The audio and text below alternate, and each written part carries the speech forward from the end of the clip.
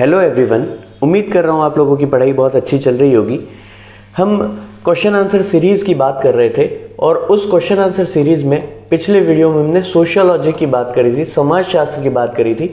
आज उसी सेशन को आगे बढ़ाते हुए कुछ क्वेश्चंस और देखेंगे कि सोशियोलॉजी में और क्या क्या क्वेश्चंस बन सकते हैं। क्वेश्चन देखिए बहुत सारे फ्रेम हो सकते हैं। महत्वपूर्ण यह है कि उस सब्जेक्ट से रिलेटेड जो क्वेश्चंस बनते हैं उनमें लिखने का अभ्यास किस तरीके से किया जाए, प्रश्न को उठाने का तरीका क्या हो, प्रश्न को समझने का तरीका क्या हो।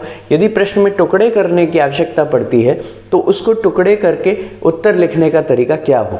ठीक, ये सीखना महत्वपूर्ण है। तो हम उदाहरणार्थ कुछ प्रश्नों को ले रहे हैं और उनके आदर्श उत्तर लिखना आप लोगों को बता रहे हैं। ठीक, तो इसी क्रम को आगे बढ़ाते हुए हम देखते हैं अगला प्रश्न। सामान्यतया मनुष्य समाज में संसाधनों को नष्ट करता है। बात ठीक है। सामान्यतया हम क्या करते हैं, संसाधनों का दोहन करते हैं और दोहन करने से उन संसाधनों में कमी आती, या फिर हम दोहन से भी ज़्यादा एक्सट्रीम लेवल पर पहुंच जाते हैं, उनका शोषण करना प्रारंभ कर देते हैं, तब भी संसाधनों में कमी आती। तो सामान्यतया मनुष्य समाज में संसाधनों को नष्ट करता है, परंतु मादक पदार्थ व्यसन, आपके सिलेबस में एक लाइन लिखी हुई है, एक मादक पदार्थ व्यसन, एक ही चीज़ लिखी हुई है, तो उस सिलेबस के पॉइंट से ही बन के क्वेश्चन आया है। अब आपको लिखना कैसे, आपके समाज में जो घटनाएं घटित हो रही हैं या आपके आसपास का जो माहौल है उसके अनुभव के आधार पर इस उत्तर को लिखा जा सकता है। परंतु मादक पदार्थ व्यसन मनुष्य को नष्ट कर देते हैं, मादक पदार्थ व्यसन मनुष्य को नष्ट कर देते हैं, कथन को स्पष्ट करते हुए नशा मुक्ति के 2 सरकारी प्रयास लिखिए। और 50 शब्दों का प्रश्न है और 5 अंक का है। जैसा कि हमारी बात हुई थी, इस सेगमेंट से केवल 50 शब्द या 20 शब्द वाले ही प्रश्न आपको देखने को मिलेंगे 2 अंक या 5 अंक में। तो प्रश्न क्या कह रहा है कि मनुष्य समाज में संसाधनों को नष्ट कर देता है, लेकिन मादक पदार्थ एक ऐसी चीज है जिसके व्यसन से मनुष्य स्वयं नष्ट हो जाता है। इस कथन को स्पष्ट करते हुए नशा मुक्ति के 2 सरकारी प्रयास लिखिए। ठीक है, तो रूटीन लाइफ में हम जानते हैं कि यदि व्यक्ति जो है वो ड्रग्स लेता है, ड्रग्स एडिक्ट है, तो वो ड्रग्स एडिक्ट होने की वजह से उसकी लाइफ जो है वो स्पॉइल हो जाती, ये हम समझते हैं। लेकिन उसको उत्तर में कैसे डालेंगे, पंक्ति स्पष्ट है, हम इसको जानते भी हैं।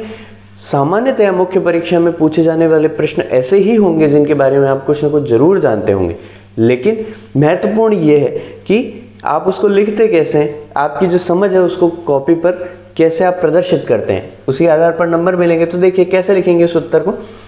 मादक पदार्थ व्यसन मनुष्य द्वारा स्वयं पर आत्मघात है। भाई खुद ही लेते हो तुम, ठीक है। यदि मादक पदार्थ लेते हो तो कौन लेता है, स्वयं लेते हो, स्वयं की प्रेरणा से आप लोग लेते हो। किसी के भड़काने से भड़क जाए वो मनुष्य ही क्या, ठीक।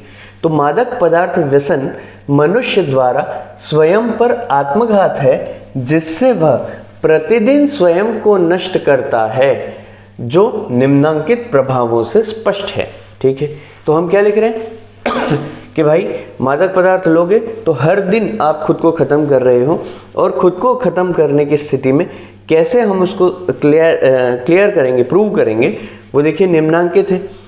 तो हमने क्या किया, यदि मैं यहाँ हेडिंग लगाता जाता तो मेरे पास इतना स्पेस ही नहीं था कि मैं उसको अच्छे से एक्सप्लेन कर पाता। तो मैंने फ्लो चार्ट पैटर्न इसको ले लिया कि भाई एक तो व्यक्तित्व को हानि होगी, खुद की उसकी पर्सनालिटी को जो लॉसेस होंगे वो मैं लिखूंगा। दूसरा सामाजिक हानि, उसकी सामाजिक प्रतिष्ठा को किस प्रकार आघात लगेगा, उसकी समाज में स्थिति को क्या आघात लगेगा।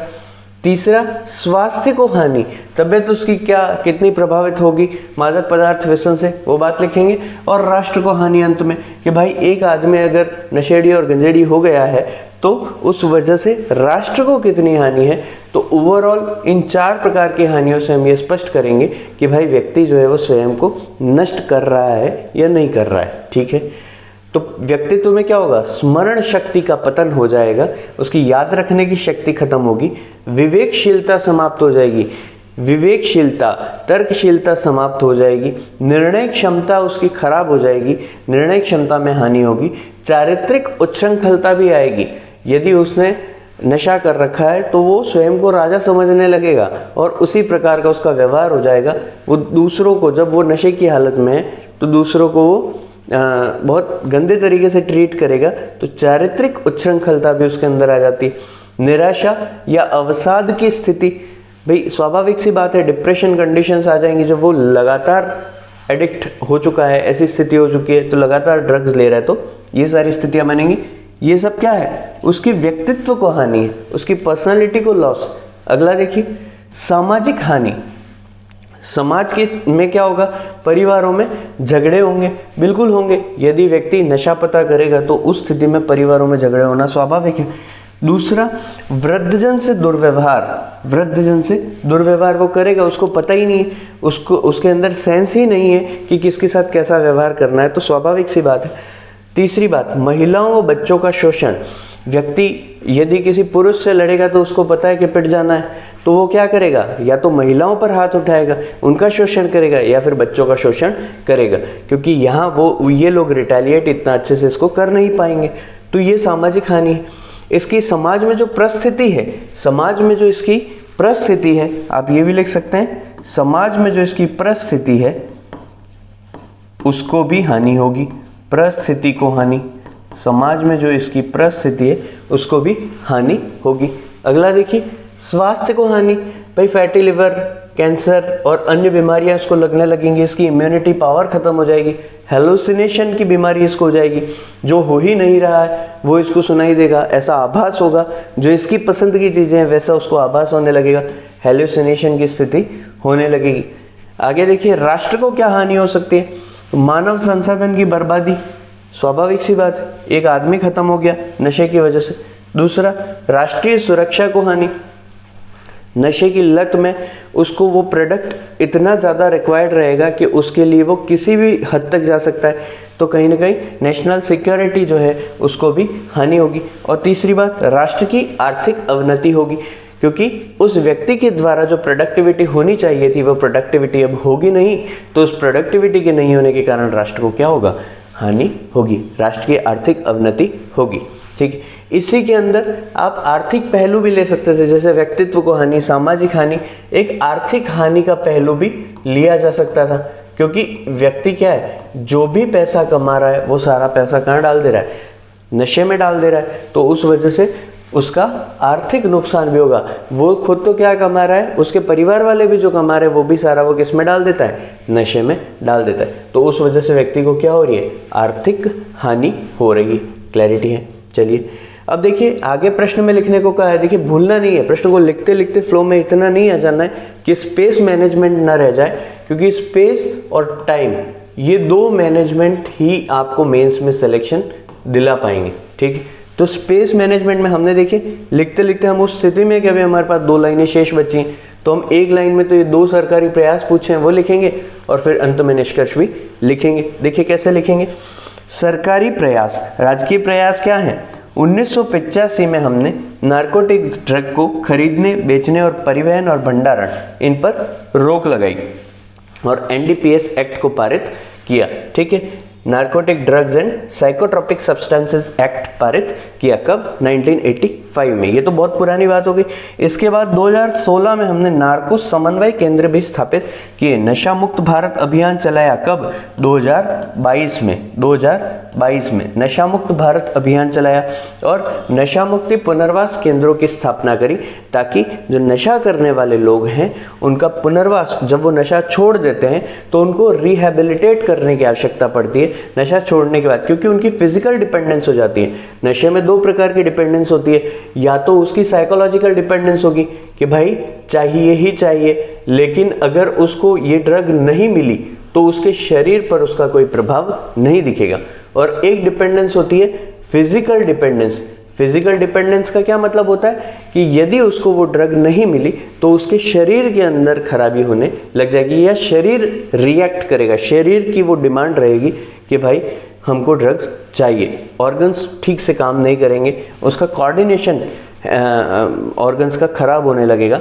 तो ऐसी स्थिति में हम उनको पुनर्वास केंद्र में शिफ्ट करते हैं और धीरे धीरे धीरे उनको रिहेबिलिटेट करके सामान्य जीवन, सामान्य परिस्थिति में लाने का प्रयास करते हैं। ये सारे क्या सरकारी प्रयास। तो हमने कितने लिख दिए, 4 सरकारी प्रयास हमने 2 लाइन के अंदर लिख दिए।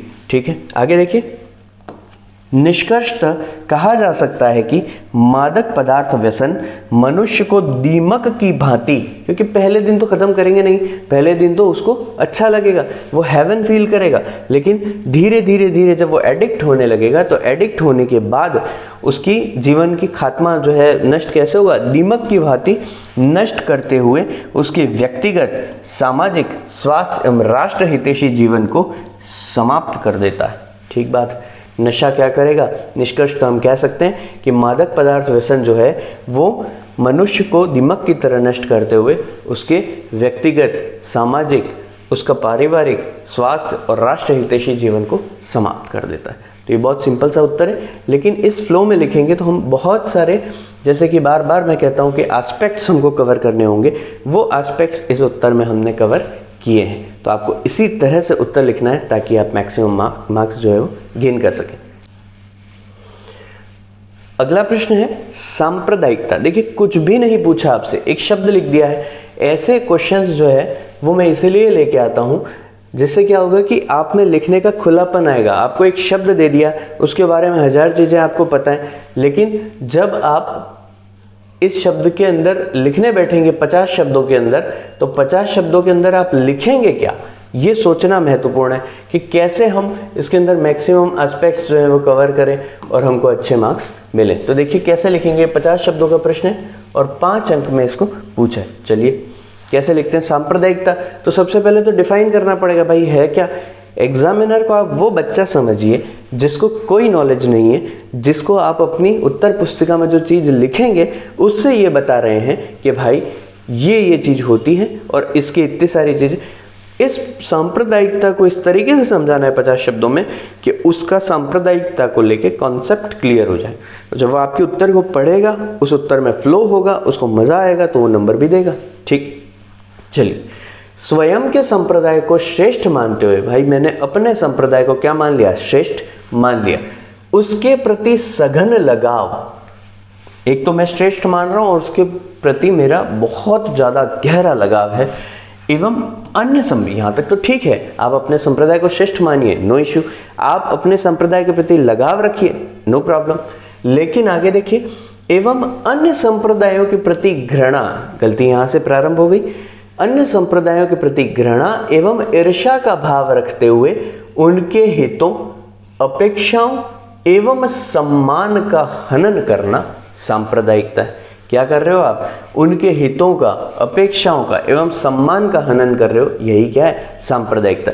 तो आपको अपने संप्रदाय को श्रेष्ठ मानने में कोई आपत्ति नहीं है, आप यदि सघन लगाव रखते हैं तब भी कोई आपत्ति नहीं, लेकिन आप अन्य संप्रदायों के प्रति घृणा और ईर्ष्या का भाव रखते हैं और उसको रखते हुए हितों, अपेक्षाओं और सम्मान का अन्य संप्रदाय के हनन करते हैं, तो ये क्या है, सांप्रदायिकता है। क्या है, सांप्रदायिक। ठीक है, अब देखिए कारण क्या हो सकते हैं सांप्रदायिकता के।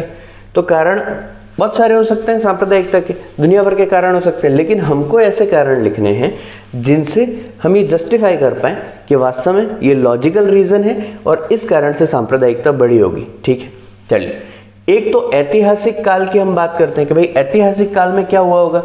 तो ऐतिहासिक काल में देखो सामान्य रूप से जब सांप्रदायिकता की बात आती है तो हिंदू और मुस्लिम की हम बात करते हैं। उसका कारण है क्योंकि ये जो जनसंख्याएं हैं वो ज़्यादा हैं, दूसरा ये जो दो धर्म हैं उनमें कहीं ना कहीं धर्म के प्रति लगाव व्यक्तियों में बहुत ज़्यादा जैसे ईसाई हैं लेकिन भारत में उनकी संख्या उतनी ज़्यादा नहीं है तो वो रिलेवेंस थोड़ा सा कम हो जाता है, या जैनिज्म है लेकिन वो अल्पसंख्यकों की श्रेणी में आने की वजह से, बहुत ज़्यादा अल्पसंख्यक होने की वजह से, मुस्लिम भी हालांकि अल्पसंख्यक हैं लेकिन उनकी संख्या, जैनिज्म हो गया आपका या ईसाईयत हो गई, तो उसमें संख्या बहुत ज़्यादा कम है और उनमें इस प्रकार की स्थितियां कम देखने को मिलती हैं। तो यहाँ हम मेजॉरिटी जो बातचीत करते हैं वो हिंदू मुस्लिम के संदर्भ में करते हैं। तो आइए देखिए, ऐतिहासिक काल में मुगल एवं हिंदू शासक, भाई मुगल शासक थे, उनका ये टेंडेंसी था कि भाई हम जो है वो मुस्लिम धर्म को प्रमोट करेंगे, उसको सुरक्षा प्रदान करेंगे, बाकी धर्मों से कर लेंगे। ऐसे भी कई उदाहरण देखने को मिलते हैं। हिंदू शासक ये चाहते थे कि भाई कहीं ना कहीं हिंदू धर्म को हम प्रोटेक्ट करके रखेंगे, ठीक है। कई शासकों को हिंदू से रिलेटेड उपाधि भी दी गई, ठीक। तो ऐसी बहुत सारी चीज़ें हमको ऐतिहासिक काल में देखने को मिलती। दूसरा, ब्रिटिशर्स की नीतियाँ। ब्रिटिशर्स ने फूट डालो और राज करो की नीति, आप यहाँ पे ब्रैकेट में एग्जाम्पल के तौर पे 1909 का मार्ले मिंटो एक्ट के नाम भी लिख सकते हैं, क्योंकि वहीं से इस प्रकार की बहुत ज़्यादा शुरुआतें हमको देखने को मिलती हैं। आगे बढ़ते हैं। राजनीतिक हित साधने के प्रयास। राजनीतिक हित साधने के चक्कर में हम दो समुदायों के बीच में भिड़ंत करवाने की स्थिति पाते हैं कि भाई राजनीतिक हित सध रहा है तो इन दो समुदायों को आपस में लड़ा दो, हम वोट गेन करके और इलेक्शन जीत जाएंगे। ऐसी स्थितियां देखने को मिलती हैं। पत्रकारिता एवं सोशल मीडिया का दुरुपयोग। भाई पत्रकारिता का और सोशल मीडिया का जब दुरुपयोग करोगे तो ऐसी स्थिति में भी क्या है, सांप्रदायिकता बढ़ने की। तो ये सारी चीज़ें जो है वो क्या है, सांप्रदायिकता के कारण है। ऐतिहासिक काल की बात, फिर ब्रिटिशर्स पे आए, ये हम मुगल्स तक चले गए। हम चाहते तो भक्ति काल की ओर भी जा सकते थे, मुगल्स और वो वाला एरा, फिर ब्रिटिशर्स वाला एरा, फिर राजनीतिक एरा, और फिर चौथे पिलर की हम बात करते हैं जो पत्रकारिता है, जो सोशल मीडिया है, उसके अंदर भी उसका दुरुपयोग करके कहीं ना कहीं सांप्रदायिकता को बढ़ावा देखने को मिलता है। आगे बढ़ते हैं। इसके प्रभाव क्या हो सकते हैं। भाई राष्ट्रीय सुरक्षा को खतरा। सबसे पहला प्रभाव तो सांप्रदायिक एक्टिविटीज़ की वजह से क्या होता है, राष्ट्रीय सुरक्षा को खतरा है। राष्ट्रीय एकता एवं छवि के उन्नयन में बाधक। भाई राष्ट्रीय एकता में भी बाधक है। एक ही देश के दो प्रकार के समुदाय आपस में लड़ रहे हैं तो उसमें नेशनल इंटेग्रिटी जो है, राष्ट्रीय एकता जो है वो कहीं कहीं प्रभावित हो रही है आपकी, और छवि जो है उसके उन्नयन में भी ये चीज़ बाधक है। जन धन की हानि। दंगे हो जाते हैं कई बार, जैसे हमको देखने को मिलते हैं मुजफ्फरनगर दंगे, या और भी कई एग्जाम्पल हैं दुनिया भर के। तो उससे क्या होता है, जन धन की हानि। आर्थिक विकास में भी ये बाधक है। भाई आपस में लड़ मड़ कट रहे हैं, प्रोडक्टिविटी क्या रही, उसको तो दूसरे का धर्म खत्म करना है, दूसरे को पहले का धर्म खत्म करना है, तो उससे उनकी प्रोडक्टिविटी जो है वो कम हो जाती है, और उससे क्या हो रहा है, आर्थिक विकास में बाधा उत्पन्न हो रही है। धार्मिक कट्टरता एवं असहिष्णुता को बढ़ावा मिल रहा है। ए और बी जिनके धर्म अलग अलग हैं, यदि वो काम कर रहे हैं साथ में या अलग अलग कहीं भी, तो उनकी प्रोडक्टिविटी अच्छी आएगी। लेकिन यही लोग आपस में लड़ रहे हैं तो इनका ध्यान कहाँ है, आपस में लड़ने में, और इनसे जुड़े हुए लोगों का ध्यान भी कहाँ हो जाएगा, आपस में लड़ने में। तो ओवरऑल जो प्रोडक्टिविटी है वो खत्म हो जाएगी। दूसरा, असहिष्णुता की भावना आएगी। एक दूसरे के धर्म को के अंदर जो टॉलरेंस पावर है वो कहीं ना कहीं कम हो जाएगी, ठीक। तो ये चीज़ जो है वो हमको समझनी है। आगे देखिए, अब इसका उपचार क्या हो सकता है, क्या इलाज क्या है भाई इसका। तो इलाज है सोशल मीडिया एवं न्यूज़ चैनल की भूमिका सुनिश्चय करना। कि भाई सोशल मीडिया की क्या भूमिका हो, ये इंश्योर करना है। सांप्रदायिकता के मामले में न्यूज़ चैनल्स की क्या भूमिका हो, ये देखना होगा। हम पाते हैं कि कई बार न्यूज़ चैनल में अजीब तरह की डिबेट होती है, उस डिबेट के अंदर कोई धर्म वाला अपने धर्म के लिए कुछ बोल रहा है और वहाँ तक तो ठीक है, लेकिन दूसरे धर्म की निंदा प्रारंभ कर देता है। तो ये जो स्थिति है वो बिल्कुल अनुचित है, ये स्थिति बहुत दयनीय है, ऐसा नहीं होना चाहिए। तो यहाँ भी भूमिका तय करनी होगी कि भाई क्या है प्रवेश, ये भूमिका तय करनी होगी, ठीक है। धर्म में राजनीति के प्रवेश का वर्जन करना होगा। धर्म में राजनीति के प्रवेश को रोकना पड़ेगा। राजनीति में धर्म होना चाहिए। राजनीति में धर्म की जब हम बात करते हैं तो हम कहते हैं उस धर्म का मतलब न्याय से है, उस धर्म का मतलब अच्छे श्रेष्ठ कार्य करने से, उस धर्म का मतलब उचित तरीके से अपनी राजनीतिक शक्तियों के प्रयोग से। लेकिन आप धर्म में राजनीति करने लग जाएंगे तो धर्म में राजनीति करने की वजह से फूट डालने वाली स्थितियां पैदा हो जाती हैं। आगे बढ़ते, पाठ्यक्रमों में सांप्रदायिक सौहार्द की शिक्षा दी जानी चाहिए ताकि बच्चे के अंदर शुरू से टॉलरेंस लेवल हो, उसके प्रति, उसके मन में धर्म के प्रति कट्टरता ना हो, और कट्टरता हो तो भी कम से कम दूसरे धर्म की निंदा करने की स्थिति में वो ना हो। उसमें इतना कम से कम पेशेंस लेवल हो, टॉलरेंस लेवल हो कि वो दूसरे के धर्म का सम्मान करना सीख सके, ठीक है। कठोर कानून एवं विनियम बनाने चाहिए, बहुत कठोर रूल्स रेगुलेशन एक्ट होने चाहिए ताकि उससे सांप्रदायिक दंगों की स्थितियां न बने, या दंगा करने से पहले या इस प्रकार की कोई गतिविधि करने से पहले व्यक्ति 4 बार सोचे। यहाँ तक क्लियर है। आगे देखिए हम क्या लिखते हैं, निष्कर्षतः राष्ट्रीय एकता एवं अखंडता तथा विकास के सुनिश्चय हेतु सांप्रदायिकता पर अंकुश अनिवार्य है। ठीक है, सांप्रदायिकता पर अंकुश अनिवार्य है। भारत इसमें काफी सफल रहा है, जिससे इसकी प्रगति भी परिलक्षित हुई। बहुत बढ़िया, हमने एक पॉजिटिव निष्कर्ष हमारे देश के संदर्भ में भी यहाँ पर दे दिया कि भाई भारत ने ठीक काम किया है और इसी वजह से उसकी प्रगति भी सुनिश्चित हुई है। यहाँ सांप्रदायिकता कहीं ना कहीं कंट्रोल में रही है। कई ऐसे देश हैं जहाँ समान कम्युनिटी के लोग भी उनके थोड़े बहुत मजहबी फर्क की वजह से लड़ जाते हैं और बहुत बड़ी हिंसा का रूप ले लेते हैं। ठीक, तो भारत जो है वो सांप्रदायिकता पर अंकुश लगाने में समर्थ रहा है, सफल रहा है और इसी वजह से हम आज उसकी तरक्की देख पाते हैं। तो हमारे देश के लिए हमने ये पॉजिटिव बात लिख दी है, पॉजिटिव निष्कर्ष लिख दिया है। सांप्रदायिकता के संदर्भ में अगर आप इतनी सारी चीज़ें लिख देते हैं 50 शब्दों के अंदर, तो ये मान के चलिए कि आपको बहुत अच्छे नंबर मिलेंगे। उसका कारण कि ये उत्तर पढ़ने के बाद किसी भी व्यक्ति की सांप्रदायिकता के संदर्भ में कॉन्सेप्ट्स क्लियर हो जाएंगे। उस एग्जामिनर को, इस कॉपी चेक करने वाले को पढ़ने के बाद स्पष्ट हो जाएगा कि इस बच्चे के भी जो सांप्रदायिकता को लेके कॉन्सेप्ट्स हैं वो क्लियर हैं। बच्चा चिंतनशील है। क्यों चिंतनशील है? क्योंकि उसको कारण भी पता है, उसको प्रभाव भी पता है, उपचार भी पता है और अंततः वो ठीक बात देश के संदर्भ में कर रहा है। विवेकशील बच्चा है। ठीक, और ये पढ़ने के बाद कहीं भी उत्तर में अपूर्णता की स्थिति नजर नहीं आती है, तो मैक्सिमम मार्क्स मिलने की संभावना बढ़ जाती है। ठीक है, चलिए आगे बढ़ते हैं। देखिए, सार्वजनिक क्षेत्र में भ्रष्टाचार को परिभाषित कीजिए। एक सिंपल सी परिभाषा लिखनी है, 15 शब्द का प्रश्न है, 2 अंकों में लिखना है। सार्वजनिक क्षेत्र में भ्रष्टाचार। देखिए यहाँ पे एक बात नोट कीजिए आप कि आपसे 15 शब्द में उत्तर पूछा है, लेकिन आप 15 के 20, 25, 30 शब्द भी कर देते हैं तो आपके अंक कटने वाले नहीं हैं। उत्तर की पूर्णता, देखो शब्दों की जो बाध्यता है, शब्दों की बाध्यता से उत्तर की पूर्णता कई गुना महत्वपूर्ण होती है। ये बात ध्यान रखिएगा आप, क्योंकि शब्दों में बांधने के चक्कर में अगर उत्तर अपूर्ण छोड़ दिया तो वो ठीक स्थिति नहीं है। उत्तर पूर्ण हो, भले फिर शब्द बढ़ जाए, कोई दिक्कत नहीं। तो सामान्य रूप से कोशिश करें कि इसको 20-25 शब्दों में वाइंड अप करें, ताकि अधिकतम आप 30 शब्दों तक जाके उसको खत्म कर दें। ठीक है, आगे देखिए।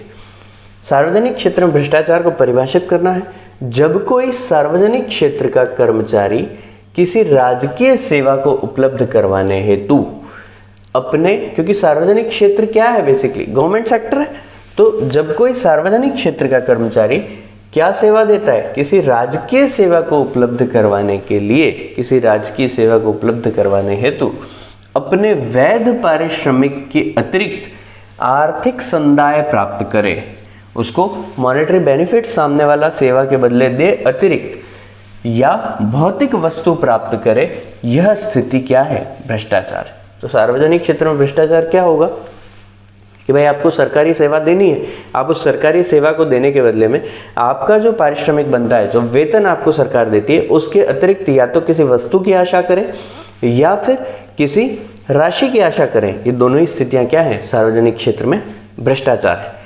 उदाहरण देखिए इसका, किसी सरकारी योजना की लाभ राशि के बदले पैसा लेना, या तो आप उसको सरकारी योजना में लाभ दे रहे हो तो उसके बदले उससे पैसा ले रहे हो। पक्षपातपूर्ण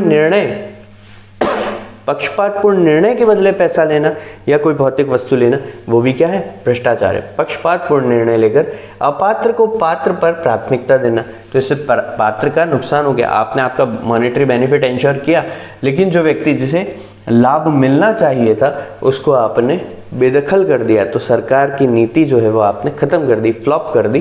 तो ये चीज क्या है? गलत है। चलिए अगला बिंदु लिख देते हैं, प्रभाव। सरकार के उद्देश्यों की पूर्ति में बाधा आती है, जनमानस का सार्वजनिक सेवा से विश्वास भंग होता है, ये सारे क्या इसके प्रभाव पड़ते हैं। तो हमको ये बात देख लेनी है यहाँ पर कि सार्वजनिक क्षेत्र में भ्रष्टाचार, उसकी हम डेफिनेशन इसने पूछी है वो लिख दी, उसके अतिरिक्त हमने उदाहरण भी दे दिया और उसके अतिरिक्त हमने प्रभाव भी लिख दिया। तो हमने बहुत अच्छे से इस उत्तर को कवर कर लिया। आगे बढ़ते हैं। देखिए ये एक अच्छा प्रश्न है। अच्छा इस सेंस में है कि ऐसा प्रश्न आपको सामान्य रूप से कहीं पढ़ने मिलेगा नहीं, और ऐसा प्रश्न पूछे जाने की संभावनाएं केवल इसलिए होती हैं कि बच्चा या तो बहुत गहराई से पढ़ा है कि नहीं, पढ़ाई कितनी उसने गहराई से की है, पहली बात, क्योंकि कई लोगों को ये प्रश्न ही समझ में नहीं आएगा तो वो उन्होंने कभी पढ़ा नहीं होगा। ठीक है, एक तो गहराई की जांच हो जाती है, दूसरा कि आपके पेशेंस लेवल या कह सकते हैं कि आपके जो साहस है उसकी भी परीक्षा इसके माध्यम से हो जाती है, क्योंकि ये प्रश्न नहीं आएगा 90% बच्चों को, तो ऐसे स्थिति में घबरा के अगले प्रश्न खराब कर सकते हैं। तो आपके साहस की भी यहाँ पर परीक्षा हो जाती।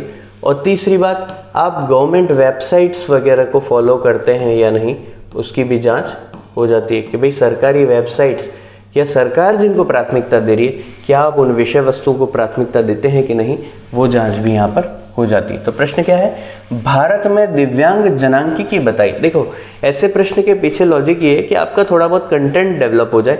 यहाँ से आप इस प्रश्न को अगर लेके चले जाएंगे तो उससे फायदा क्या होगा कि जब आप इस प्रश्न को, मान लीजिए कि मेंस में इससे रिलेटेड या यही प्रश्न इसी रूप में पूछ लिया गया, तो आप उत्तर लिखने की स्थिति में रहेंगे। देखिए, दिव्यांग जनांकिकी मतलब कि दिव्यांग जन के संबंध में जनसंख्या के मायने क्या हैं, कितने शहरी हैं, कितने ग्रामीण हैं, कितने साक्षर हैं, लिंगानुपात की स्थिति क्या है, अभी वर्तमान में कार्यरत लोग कितने हैं, कितने लोगों की कितने पुरुष हैं, कितने, मतलब ओवरऑल उसका डेमोग्राफिक वो बताना है आपको सारा, जिससे कि दिव्यांगों के संदर्भ में एक जनांकिकी विवरण मिल सके। ठीक है, भारत में दिव्यांग जनांकिकी बताइए। जनगणना 2011 के अनुसार, बात तो उसी की करेंगे, 21 के अभी आई नहीं है। जनगणना 2011 के अनुसार भारत में कुल 2.68 करोड़ दिव्यांग हैं। तो 2.68 करोड़ दिव्यांग के नीचे अंडरलाइन भी कर दी कि भैया ये फैक्ट मैं लिख रहा हूँ, चेक कीजिए इसको जो कि कुल जनसंख्या का कितना है, 2.21% है। आगे देखिए, जिनमें 1.5 करोड़ पुरुष हैं जो कि 56% है, और 1.18 करोड़ महिलाएं हैं जो कि 44% है। देख रहे हैं आप, हर फैक्ट के नीचे हम क्या करते जा रहे हैं, अंडरलाइन करते जा रहे हैं। तो 1.18 करोड़ महिलाएं हैं जो कि कितनी है, 44% है। 69% दिव्यांग ग्रामीण हैं, जबकि 31% दिव्यांग कैसे हैं, शहरी। तो 31% दिव्यांग जो कहाँ रहते हैं, शहरों में रहते हैं। 31% दिव्यांग जो है वो शहरी हैं। 2001 की तुलना में दिव्यांग जनसंख्या में 22.4% की दशकीय वृद्धि हुई। अब सामान्य रूप से अगर देखें हम तो 17.7% की दशकीय वृद्धि देखते हैं सामान्य जनसंख्या की अगर बात करें तो, लेकिन यहाँ कितनी है, 22.4% की दशकीय वृद्धि देखने को मिलती है। आगे अगला बिंदु हमने डाल दिया साक्षरता। साक्षरता की क्या स्थिति है, तो कुल 55% दिव्यांग साक्षर हैं, 55% दिव्यांग साक्षर हैं, जिनमें पुरुषों में 62% और महिलाओं में 45% साक्षरता है। बहुत कम साक्षरता है, और उसमें भी पुरुषों में साक्षरता 62% है और महिलाओं की साक्षरता 45% है। शहरी साक्षरता 67% है। शहरी साक्षरता कितनी है, 67% है, जबकि ग्रामीण साक्षरता 49% है। ग्रामीण साक्षरता कितनी है, 49%। तो ये आपको फैक्ट्स थोड़े से याद रखने पड़ेंगे, इसमें कोई दो राय नहीं है कि ये याद रखना जटिल है, लेकिन क्योंकि दिव्यांग शब्द आपके अंदर डाला हुआ है सिलेबस के अंदर, और दिव्यांग को सरकार प्राथमिकता भी देती है। आप देख रहे होंगे अभी चुनाव आने वाले हैं, इलेक्शंस आने वाले हैं, तो उसमें भी पीडब्ल्यूडी वोटर्स का एक पर्सन विद डिसेबिलिटी वाले वोटर्स होते हैं, उनको हम प्राथमिकता देते हैं, उनको ज़्यादा से ज़्यादा उनकी वोटिंग इंश्योर कराने के लिए उनको सुविधाएं देते हैं, तो इसलिए ये महत्वपूर्ण हो जाता है। आगे देखिए, तो 49% क्या है, ग्रामीण साक्षरता है। फिर लिंगानुपात की बात करते हैं, तो लिंगानुपात कितना है इनका, 786 है, 786 इनका लिंगानुपात है। आगे बढ़िए, रोजगार की जब बात करते हैं तो 36% दिव्यांग वर्तमान में कामगार हैं, जिनमें 47% तो पुरुष हैं और 23% कौन है, महिलाएं हैं। अब इन दोनों की जोड़ तो 36 नहीं हो रही, तो भाई ये जो आंकड़ा है 36% का जो फिगर है, उस फिगर के अंदर इतने % पुरुष हैं और इतने % महिलाएं हैं, ऐसा। तो ये सारे आंकड़े हमने दिव्यांग जनांकिकी के अंतर्गत बताया कि भाई इतने शहरी हैं, इतनी साक्षरता है, इतने पुरुष, इतनी महिलाएं, ये सारी बातें। फिर निष्कर्ष हम क्या लिखते हैं, निष्कर्ष लिखने की इसमें आवश्यकता नहीं बनती है, लेकिन फिर भी डाल देते हैं, ताकि मान लीजिए कि 5 नंबर का प्रश्न है और इतना पढ़ने के बाद उसका मन करे 3 नंबर देने का, कि भाई इतना सारा लिखा है, इतने सारे फैक्ट्स हैं, बच्चे को अच्छा याद है, चलो इसको 3 नंबर दे देते हैं। निष्कर्ष देख के एक स्कोप बन जाएगा कि वो 1 नंबर और देने की इच्छा करे, तो आप जो है वो 60% से सीधा कितने पे पहुंच जाएंगे, 80% मार्क्स पे पहुंच जाएंगे। 5 में से 3 60% नंबर होते हैं, लेकिन 5 में से 4 80% नंबर होते हैं। तो वो धीरे धीरे धीरे करके कितना मेजर डिफरेंस कवर करेगा, ये सोचने वाली बात है। निष्कर्षतः यद्यपि सरकार अनेक प्रयास कर दिव्यांगों की स्थिति में सुधार कर रही है, परंतु उनकी शिक्षा एवं कौशल प्रशिक्षण को बढ़ावा देकर उन्हें आत्मनिर्भर बनाना सर्वश्रेष्ठ विकल्प। बिल्कुल ठीक बात है, जब कोई व्यक्ति आत्मनिर्भर हो जाएगा तो अपने आप बाकी स्थितियों में सुधार आने लगेगा। तो हम क्या करें कि भाई उनको जो है वो कौशल प्रशिक्षण और शिक्षा, इन 2 चीज़ों पे बहुत ज़्यादा फोकस कीजिए, ताकि वो दिव्यांग कैसे हो सकें, आत्मनिर्भर बन सकें, और आत्मनिर्भरता ही उनके आगे के विकास को एंश्योर करेगी। आगे बढ़ते हैं। देखिए अगला प्रश्न 15 शब्द का है, 2 अंक का है, सिंपल सा प्रश्न है। बेरोजगारी आपके सिलेबस के अंदर एक शब्द लिखा हुआ है, तो हम कहते हैं घर्षण जनित बेरोजगारी। एक प्रश्न पूछा हुआ है सामान्य सा, क्या नाम है, घर्षण जनित बेरोजगारी।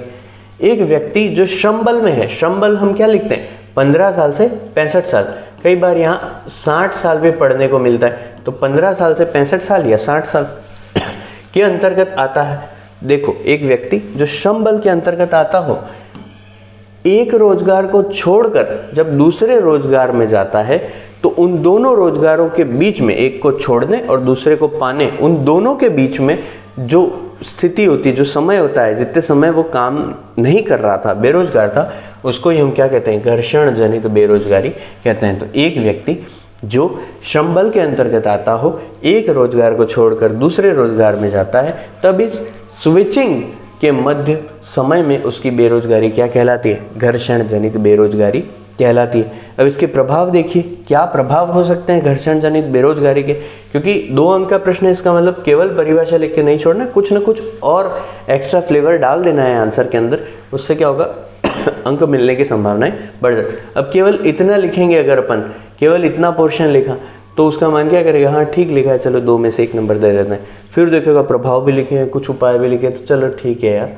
आधा और दे देते हैं या फिर 1 और दे देते हैं, तो आप कहाँ पहुँच जाएंगे, 1.5 या 2 नंबर पे पहुँच सकते हैं। तो प्रभाव देखिए, यह भारत की अर्थव्यवस्था हेतु खतरा नहीं है, लेकिन क्यों खतरा नहीं, क्योंकि आदमी रोजगार से रोजगार में जा रहा है, ठीक है, महीना 2 महीना 15 दिन वो बेरोजगार रहा, लेकिन अल्टीमेटली उसको रोजगार मिल रहा है, यानी वो आर्थिक विकास में सहयोग करेगा और व्यक्ति का स्वयं का भी डेवलपमेंट हो रहा है। तो भारतीय अर्थव्यवस्था है तो खतरा नहीं है ये, लेकिन व्यक्ति को कुछ समय का मानसिक कष्ट जरूर प्रदान करता है। ये इसका प्रभाव है कि उस व्यक्ति को मानसिक कष्ट ये प्रदान कर सकता है। दूसरा उपाय क्या हो सकता है कि भाई आप नवीन रोजगार सुनिश्चित हो उससे पहले पुराने रोजगार को मत छोड़िए, आप तभी उस रोजगार में स्विच कीजिए जबकि आप नवीन रोजगार आपका इंश्योर हो चुका हो। तो उससे क्या होगा, जिस दिन आपकी स्विचिंग होगी उसकी मतलब जिस दिन आप स्विच करने वाले हो उसी दिन उस रोजगार छोड़ोगे, अगले दिन रोजगार, तो आपकी बेरोजगारी का जो काल है, अवधि है, वो शून्य हो जाएगी। तो ये फायदा आपको किसके अंदर मिलेगा, घर्षण जनित बेरोजगारी के अंदर, ठीक है। तो ये आपको थोड़ा सा ध्यान रखना चाहिए कि इन उत्तरों को कैसे लिखा जाए ताकि हम अधिकतम अंक हासिल कर सकें। आगे बढ़ते हैं। देखिए एक प्रश्न लेते हैं, तलाक के प्रभाव लिखिए। बहुत सामान्य प्रश्न है, सिलेबस में एक शब्द लिखा हुआ है तलाक और उसके पूछ रहा है प्रभाव। अब देखिए तलाक के बारे में जब भी हम सोचते हैं हमारे मन में सबसे पहले क्या ख्याल आता है, नेगेटिव ख्याल आता है। हम क्या कहते हैं कि तलाक कैसी बात है, बुरी बात है, और सही है, बात सही भी। एक भारतीय समाज का व्यक्ति है वो तलाक को किस दृष्टिकोण से देखता है, नेगेटिव दृष्टिकोण से ही देखेगा, और वो सत्य भी है, ठीक। तो जो हमारा पलड़ा भारी रहेगा वो नेगेटिव की ओर ही रहेगा। लेकिन चूंकि प्रभाव लिखने, तो प्रभाव किसी भी चीज़ के केवल नेगेटिव नहीं हो सकते, तो प्रभाव हमको कैसे और लिखने पड़ेंगे, पॉजिटिव भी लिखने पड़ेंगे। प्रभाव हमको सकारात्मक भी लिखने पड़ेंगे, क्योंकि प्रभाव केवल नकारात्मक नहीं हो सकते। तो सकारात्मक प्रभाव जब हम लिखने लगेंगे तो उसमें क्या लिखेंगे, वो सारी चीज़ें। और जब बात नकारात्मक और सकारात्मक पर आ जाती है तो हम एक छोटा मोटा कंक्लूजन भी लिख देंगे, भाई ओवरऑल हम क्या कहना चाह रहे हैं। जब दोनों बातें हम कर रहे हैं तो हमको हमारा मत भी तो रखना पड़ेगा, हमारा तर्क भी तो रखना पड़ेगा कि हम अल्टीमेटली क्या कहना चाह रहे हैं, तो निष्कर्ष भी लिखेंगे।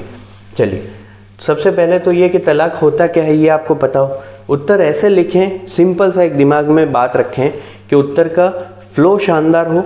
उत्तर ऐसे लिखना है कि कॉपी जांचने वाले को उस प्रश्न के संदर्भ में कुछ नहीं आता है तो उसका कॉन्सेप्ट क्लियर हो जाए, एकदम सुस्पष्ट तरीके से क्रिस्टल क्लियर वो उस उत्तर के प्रति हो जाए, उस प्रश्न के प्रति हो जाए। ठीक, तो देखिए तलाक के बारे में सबसे पहले क्या लिखेंगे, इसकी परिभाषा, विवाह विच्छेद की प्रक्रिया को तलाक कहा जाता है। सिंपल सी बात, आपने विवाह कर रखा है, अब उसमें विच्छेद हो गया तो क्या है, तलाक। तो विवाह विच्छेद की प्रक्रिया को ही क्या कहा जाता है, तलाक कहा जाता है। अब इसके प्रभाव लिखते हैं जो कि प्रश्न में पूछा है। तो प्रभाव सबसे पहले क्या है, नकारात्मक, क्योंकि एक भारतीय समाज में तलाक को नेगेटिव वे में लिया जाता है, तो हम पहले सकारात्मक प्रभाव नहीं लिखेंगे, हम पहले कौन से लिखेंगे, नकारात्मक। नकारात्मक प्रभाव क्या है भाई, परिवार संस्था का विखंडन। सही बात है, परिवार संस्था टूट जाती है, बिखर जाती है, परिवार संस्था का विखंडन। दूसरा, भारतीय मूल्य एवं संस्कृति को आघात। ये भी सत्य है कि भारतीय मूल्य और संस्कृति को क्या हो रहा है, इससे आघात लग रहा है। बच्चों के जीवन पर दुष्प्रभाव, क्योंकि माँ बाप अलग हो चुके हैं तो बच्चे को जो दोनों की केयर मिलनी चाहिए थी उसके बजाय अब एक की ही केयर मिल रही है, तो ऐसी स्थिति में क्या है, कई बार पेरेंट्स जो है वो उस बच्चे की कस्टडी के लिए आपस में लड़ते हैं, कोर्ट केसेस चलते हैं, बच्चे की ओपिनियन पूछी जाती है, तो उन सारी चीज़ों से बच्चे की मानसिकता पे भारी दुष्प्रभाव पड़ता है। एक कारण ये भी है कि बच्चा एक इन जनरल देखता है कि हर बच्चे के साथ उसके पेरेंट्स माँ और बाप दोनों हैं, लेकिन इस बच्चे के साथ केवल या तो माँ है या पिता है, तो इस वजह से भी बच्चे के अंदर कहीं ना कहीं दुष्प्रभाव पड़ता है। व्यक्तिगत जीवन जटिल होता है, व्यक्तिगत जीवन जटिल हो जाता है, चाहे पुरुष का हो या स्त्री का हो। पांचवी बात, महिलाओं को हीन भावना से देखा जाता है। तलाक का ज़्यादा बुरा प्रभाव किस पर पड़ता है, महिलाओं पर पड़ता है। ठीक है, पुरुष के संदर्भ में, पुरुष की तुलना में महिला ज़्यादा इससे प्रभावित हो जाती है और महिला को समाज जो है वो कैसे देखता है, हीन भावना से देखता है। उसी की गलती को मानते हुए कंसिडर किया जाता है कि ये तलाक हुआ होगा, इसलिए उसको हीन भावना से देखा जाता है। लेकिन भाई हम कहते हैं तलाक के सकारात्मक प्रभाव भी हैं। अब भाई सकारात्मक प्रभाव कैसे हो सकते हैं, तो बहुत गंदी चीज़ है। नहीं, किसी भी ऐसी स्थिति के सकारात्मक प्रभाव आपको देखने में मिलेंगे। जैसे क्या है सकारात्मक, देखिए आप, और कहीं नहीं पढ़े हो तो ढूंढ के निकालना सीखिए, खोजना सीखिए। कैसे होगा सकारात्मक प्रभाव, क्या है कि भाई दंपति में उत्तरदायित्व की भावना आई।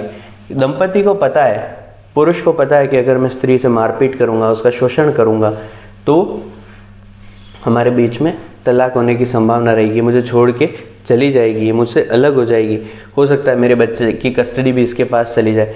तो परिवार में एक उत्तरदायित्व की भावना आई कि नहीं, मुझे ठीक तरीके से बिहेव करना है ताकि हमारे बीच में झगड़े फसाद की स्थिति उत्पन्न न हो। तो परिवार में, दंपति में उत्तरदायित्व की भावना का विकास इस तलाक के डर से हुआ है। दूसरा देखिए, महिलाओं के शोषण में कमी आई।